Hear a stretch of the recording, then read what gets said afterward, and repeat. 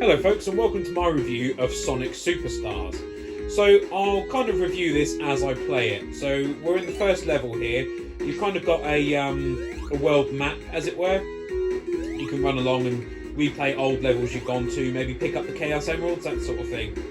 So this is quite a cool map because the way you transition to the other areas actually ties in with the theme of those maps, as it were. So you're going now down the water into the water level, and then the next one is a sand level, and then this is the current level that I've got as far as. So let's start with the good points. This world map is pretty cool and enables you to easily go back and play levels where you might have missed getting the Chaos Emerald, etc. For example, that water level, I haven't got the Chaos Emerald. Takes a little bit of traversal, obviously, to run between the levels, but pretty cool design, nice theming and whatnot. And Sonic handles, like he did in the original Sonic games, they've kind of got the physics of that spot on. So let's go ahead and play a level, and I'll talk you through some of the good and bad things about this game. So surprisingly, there is a tiny little bit of loading between levels, but that might just be part of the theming. So the music in these levels is reminiscent of early Sonic games, but is sort of updated to be a bit more modern and whatnot. There's new enemies as well as classic returning enemies who now fire and fight in a different way. Graphically, the game is obviously fairly simple as it's a 2D sort of side-scroller, but it looks really good with it. It's high resolution, it's 60 FPS, locked 60 FPS, especially if you're playing on the PlayStation 5 or PC or Xbox.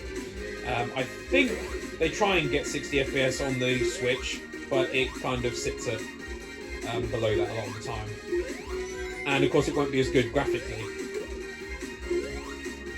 So sound-wise, they've got the sound of the jumps and whatnot perfectly, the sound of smashing your enemies sounds perfect as well, and the little animal comes out and runs away like you would have done in the original games. So like theming wise, they've really captured it. I would have liked to have seen maybe a little bit more detail and stuff in the backgrounds. The foreground looks great, but the backgrounds can look a little bit simplistic, and I'd have liked to have seen a little bit more detail on that. So this is how you get your Chaos Emeralds. You find one of these, and they can be a bit hard to find sometimes. But of course this time it's now just collecting these medals, and what the medals do is allow you to buy stuff in the shop. So you can like have a custom character, for example, and you can make them look like whatever you want. Personally, I want mine to look like Robot Sonic, but I haven't got enough medals for that yet. So you need to basically go towards this set of medals here, and originally when I played this level that would have been going towards the Chaos Emerald, and you kind of swing towards it off of oh, there we go, off of one of these things you'd swing or you'd bounce. This one seems particularly difficult to get, to be honest, but I'm sure you get, as you can see, I'm getting gradually closer to it, but it can be hard to find things, like he kind of locks onto these things and then you press the button and you go towards them. I'm probably going to run out of time to get these, to be honest. This is the hardest I've ever had to work to get one of these. So we'll see if I get it, maybe I won't. So that leads me on to another issue with this. So sometimes you'll see the ring to go into to get the Chaos Emerald, but you then find it zooms you past it and you can't get back. Perhaps that's to encourage you to replay the level with a different character, but it's quite irritating in all honesty. But these kind of bonus levels don't really matter, it's just for cosmetics. So the sound is great, the graphics are great, and overall the gameplay is great. But there's a couple of gripes that I would say are fair with this game, and that is, one of them is the camera is oftentimes too close. So you'll just run into an enemy and lose all your rings because you couldn't see where he was. So let's have a try at another bonus level. This is one where you kind of just float through the air and you try and collect as many rings as possible. little bit of fun, over quite quickly. And there's another one here. This one is reminiscent of the old Sonic 1 Chaos Emerald levels. And if you ever played them as a kid, let me tell you, hearing that music and seeing this really brings back a touch of the older anxiety, especially when some of these levels are getting more and more difficult now. But it's fun how they've tried to kind of match some of the feel and stuff. Oh, there you go, of the older Sonic games. Now, another thing, along with the camera, that I'm not a big fan of, is how long some of the end of act bosses go on for. I mean, they can go on for minutes at a time, and you're constantly having your rings knocked away. And then, if you were to die after doing, at times, what feels like 5 or 6 minutes against this boss, you then are right back to the beginning, just before fighting that boss. And some of them, especially, for example, the underwater boss, quite time-consuming to defeat. Once you get it done, it's not too bad, because you then, you learn how to do it a bit more effectively. But sometimes it's kind of counterintuitive, and it doesn't give you much information on how to actually beat that boss. So that can be quite annoying. That's one of the very few things, oh damn it, that I found quite annoying about this game. But once you get past them, of course, you can then, the levels themselves are generally good. My least favourite level so far has been the sand level, because there's a lot of enemies on that level that just are out of sight.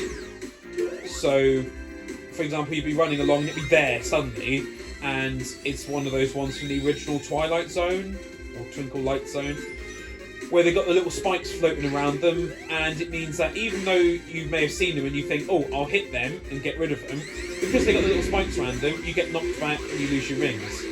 And that can make that level quite irritating.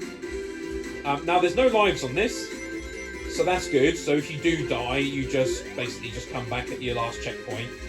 And generally the checkpoints are spaced kind of fairly, and they're not a problem. And of course, with each Chaos Emerald you get a new power. So for example, what this power I've got now enables me to fire up into the air and get things that I might have missed, like that coin there. So that can be useful, but these powers are easy to forget. They're not displayed on the screen at all times. I think a better choice would have been for them to have those powers displayed all the time, and then you will remember to actually use it. As it stands now, with the way they're designed, you forget about them, and that's to your detriment really, because those powers can make getting things like the Chaos Emeralds a bit easier, because you'll actually know, oh damn it, you'll actually know where they are and you can just sort of zoom back there. So I think that would have been a good thing to have as well. As you can see on the screen here, it's not displayed.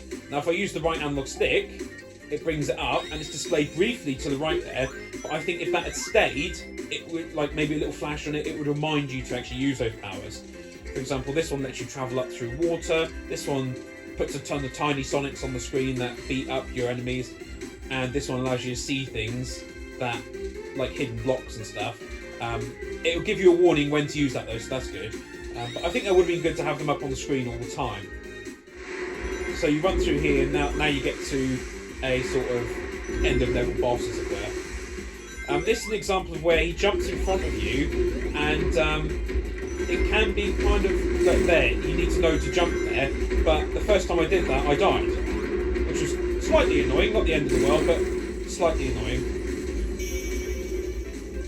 And of course, if you're quick enough, you can bounce that sign up and down.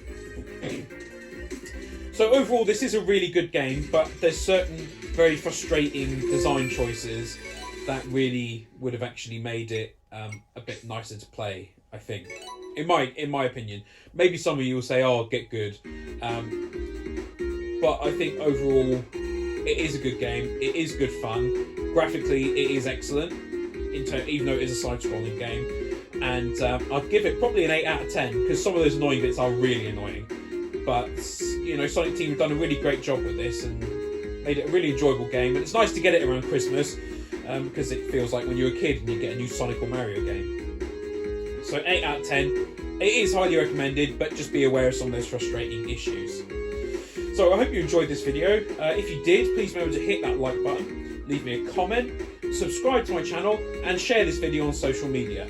If you really enjoyed my work, you can feel free to check out my Patreon, but just watching the video and doing those other things is brilliant. So thank you very much for watching, and I hope you have a great day.